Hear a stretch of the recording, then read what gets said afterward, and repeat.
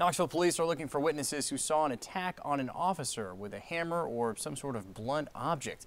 Police have interviewed and released a person of interest, but are still looking for more information in the case. They say a male suspect attacked an officer while he was directing game day traffic yesterday. It happened at the intersection of 17th Street and Clinch Avenue between 7:15 and 7:40.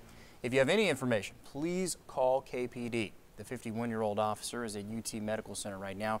He's recovering from a serious head injury, and he's been with KPD now for 7 years.